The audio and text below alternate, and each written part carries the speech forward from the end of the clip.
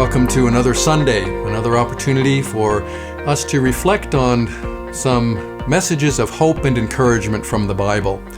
You might remember that I recently referred to this COVID-19 pandemic as a wilderness time, and I suggested that I would expand on that further in future messages. I'd like to do that today, because I think that the wilderness, which is something that we find a lot in the Bible, people who went into the desert and who experienced times of isolation and fear and struggle, that whole image of a wilderness in the Bible is something that I think really speaks to our current situation. And so I want to reflect a little bit with you on that this morning and use a passage from the Bible found in Deuteronomy chapter 8 as words that will really focus our thoughts and reflections today. Deuteronomy 8 is a sermon that Moses is preaching to the people of Israel. They've been in the wilderness for 40 years. They're poised to enter the promised land finally, but Moses wants to preach some important words to them that remind the people of what that wilderness journey was really all about. And I think that these are words that will also help us understand what this current wilderness time that we find ourselves in is all about as well. So I have really three things that I want to share with you today about wilderness times. I want to have us think about how they are times of pruning, times of preserving, and times of preparing. Pruning, preserving, preparing. Let's start with pruning. It's what makes wilderness times so difficult. The wilderness strips us bare. We lose attachments and activities that are very precious to us. We can't be with people that we really wish we could be with. We're experiencing that right now. And so many things that we value are cut away from us. It's a time of pruning. Here's something very interesting that happens whenever we experience this kind of pruning. The internal realities of our hearts are exposed. And by that I mean things that we value are exposed. Things that we see as our priorities, things that we love, that mean the most to us, come to light. Now it's interesting when you read in Deuteronomy chapter 8 that God has some specific things to say about why he led his people through the wilderness for 40 years. Deuteronomy 8 verse 2. The Lord your God led you all the way in the desert these 40 years to humble you and to test you and to know what was in your heart.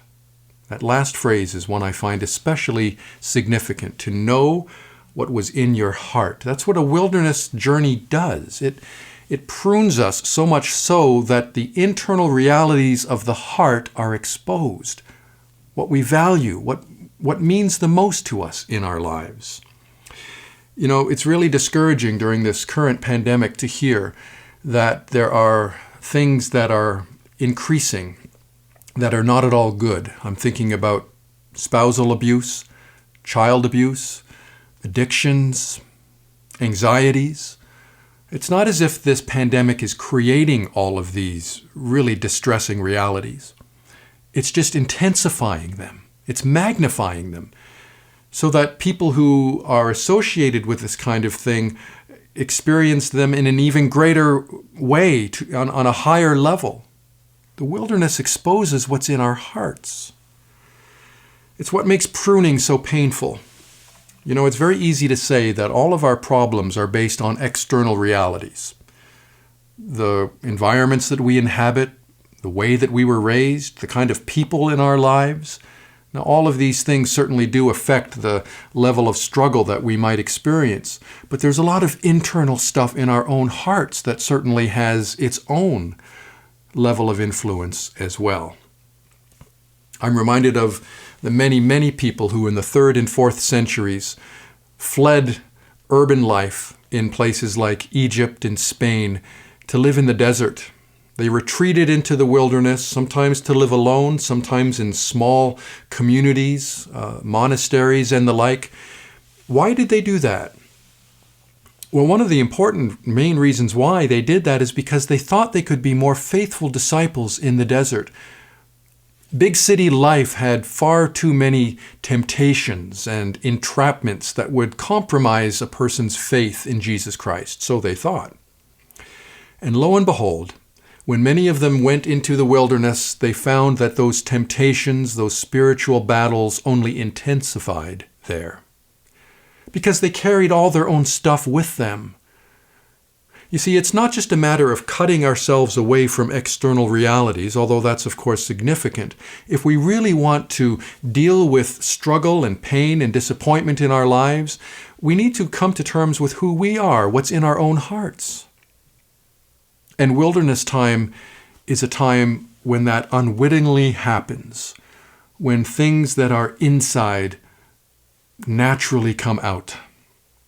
I love the way N.T. Wright talks about the wilderness in words that were written more than 20 years ago, but read as if they were written just yesterday with this current pandemic in mind. Here's what he says about the wilderness.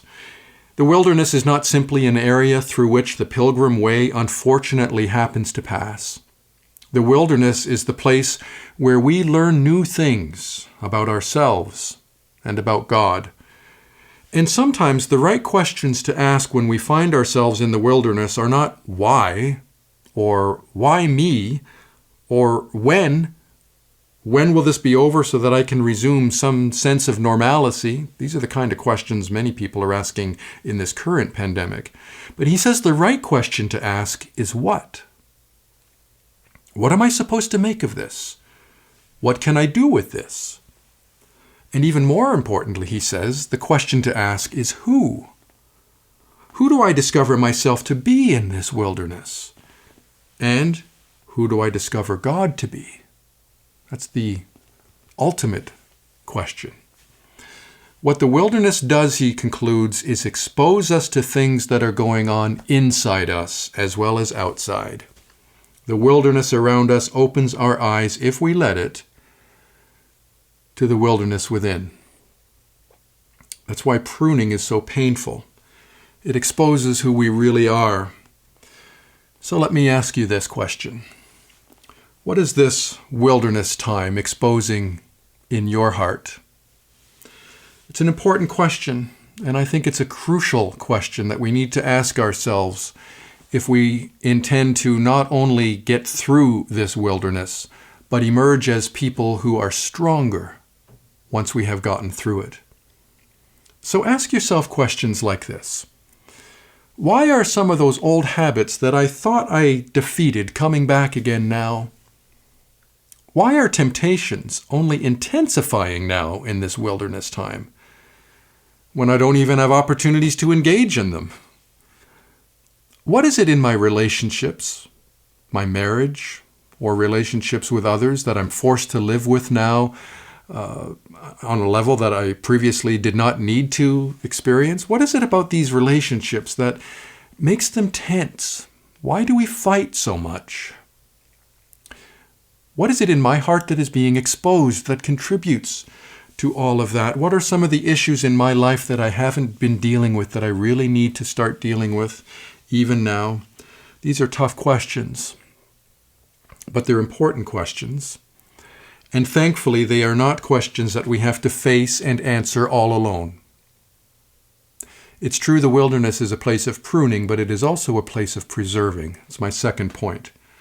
God is the one doing the pruning. Jesus in John 15 says as much when he refers to himself as the vine, and all of his disciples are like branches attached to that vine. And the Father, his Father and our Father, is the vine dresser, the gardener, who prunes, who cuts away branches that are dead, not because he maliciously wants to hurt us, but because he wants us to thrive more abundantly. And so he preserves us as he does the pruning. The wilderness, despite its hostility, is a place where we meet God, a God of love, a God of grace. Deuteronomy 8 is a chapter again that reminds us of God's preserving care and love. God reminds the people through Moses, "Your clothes did not wear out, and your feet did not swell these 40 years. I led you through this vast and dreadful desert, this thirsty and waterless land with its venomous snakes and scorpions. I brought you water out of hard rock. I gave you manna to eat in the desert so that in the end it might go well with you." It is true that God prunes us in the desert, but he also preserves us there. We're not alone there. We know this especially because Jesus Christ entered the wilderness too. Early in his ministry, he experienced the time of fasting, 40 days and 40 nights, a time of isolation and great spiritual struggle, tempted by the devil. His heart was exposed, as all hearts are, and he was found to be faithful and true. And the victory he won in that desert he shares with us, so much so that whatever wilderness we inhabit, we know is sacred ground, because he's been there and he is there with us now with grace and with strength. So we don't need to depend on our own resources to get through the tough work of pruning and serious introspection. He gives us all we need to deal with that. I love the way Henry Nouwen talks about wilderness experiences and desert spirituality. In one of his books, he puts it this way: anyone who wants to fight their own demons with their own weapons is a fool. The wisdom of the desert is that the confrontation with our own frightening nothingness forces us to surrender ourselves totally and unconditionally to the Lord Jesus Christ. Only in and through him can we survive the trials of our solitude. Only in the context of grace can we face our sin. Only in the place of healing do we dare to show our wounds. It's why having a relationship with God is so crucial, so vitally important, especially in wilderness times, because we meet a God who cares for us, whose grace strengthens and blesses us, giving us the capacity to deal with issues that we otherwise could never deal with alone. I have a feeling that many of you watching this video have that relationship with God, but I also have a feeling that many of you know someone who does not, who is in this wilderness time alone, struggling to make it by on their own strength, dealing with the issues of their own hearts in ways that they don't have the resources to do.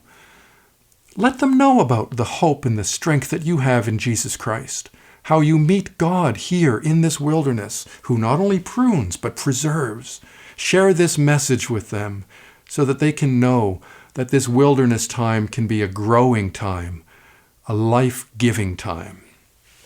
The strength of God is the power of the gospel, the grace of Jesus Christ that we meet in all of the hard places of our lives. And so while the wilderness exposes us, the gospel clothes us. The wilderness prunes us, but God preserves us. The wilderness breaks our hearts, but it's also the place where we meet God, who heals broken hearts. We don't get through it on our own strength, but only because of him. A God who prunes, a God who preserves, a God who in Jesus Christ had his own heart broken for us, that we might receive strength and the healing power of God. Pruning, preserving. Let's think finally about preparing. The wilderness is also a place where we are prepared for a future that God has in mind for us. This again speaks to us about why Moses preached so intensely that sermon in Deuteronomy 8. He wanted the people to know that once they entered the promised land, they should not forget the lessons they learned in the desert. That time of preparation, that 40-year time, would be a time that would prepare them for the future, abundant future that God was pleased to give them. You know, Deuteronomy 8 talks about how abundant the place of the promised land would be. It would be a place of pools of water and streams, a good land with wheat and barley and vines and fig trees, olive oil and honey, a place where God says in Deuteronomy 8, verse 7, you will lack nothing. The temptation in that place would be for the people to think that they accomplished all of this abundance themselves. They would forget the important lessons that the wilderness gave them, the time that God meant to prepare them. God is using this time to prepare us for future realities that we don't even know about yet. God is using this time to strengthen us, to give us a better and stronger relationship with others and with God himself, most importantly. And so I think of David in this connection. David, who also experienced time in the wilderness, who was on the run from Saul, who wanted to kill him. He was a rival king. And 1 Samuel 22 tells us about a time when David was in the wilderness and sought refuge in a cave, the cave at Adullam. He was alone. He was afraid. Psalm 57 is a psalm that he wrote while he was in that cave. The subtitle of Psalm 57 makes that clear.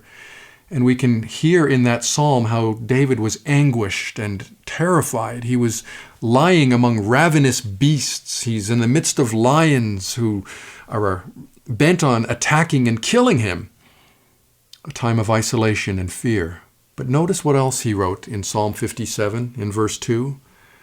I cry out to God Most High, to God who fulfills his purpose for me.